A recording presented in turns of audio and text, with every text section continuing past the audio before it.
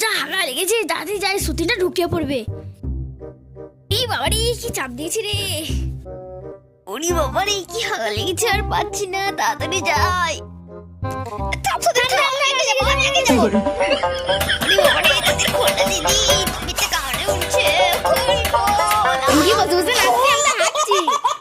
তুমি হাঁটতে দিবি না, আমি বিরাজ ফুলব, তারপর বুঝবি ঠেলা।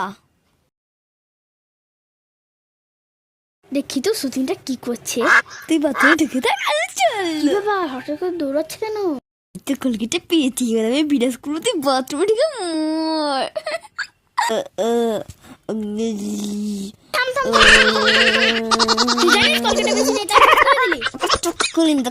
ওখানেই পড়ে আছে। আছে আছে, কতটা আছে দেখ দেখ।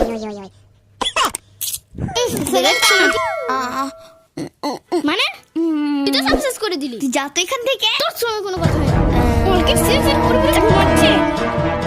এই উঠলি? কি হয়েছে? গুরুধা সব কলকে শেষ করে দিয়েছে। এই তুমি জানো তো আজকে গোবরের দোকানে হালখাতা আছে। হালখাতা আমার জন্য মিষ্টি প্যাকেটটা নিয়ে আসবে, যাও হালখাতা সেরে এসো। আর মিষ্টি প্যাকেটটা ঝট করে আমার জন্য নিয়ে এসো। তোর মুখে ঠেলা ভরে দেবো। মিষ্টি আমি পাই, তোমার জন্য দুটো, ওই বইয়ের জন্য দুটো। সব মিষ্টি এনে আমার হাতে দেবে। যা না, বাপকে বল না মিষ্টি দিয়ে যাবে। এই খবরদার, আমি টাকা দিচ্ছি, এই নাও হালখাতাটা সেরে এসো। তাড়াতাড়ি পয়সাটা ধরো, আর খবরদার মিষ্টি প্যাকের জন্য আমি পাই।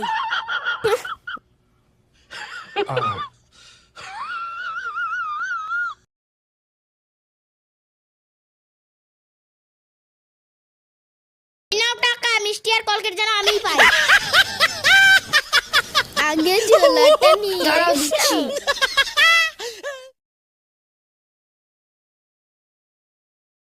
এই নাও ধরো, তাড়াতাড়ি আনো। যাচ্ছি বাবা যাচ্ছি।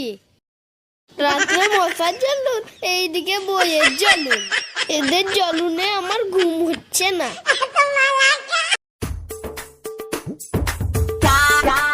আজকে দুটো বইয়ের কাছে টাকা পেয়েছি, আর জমিয়ে মদ খাবো।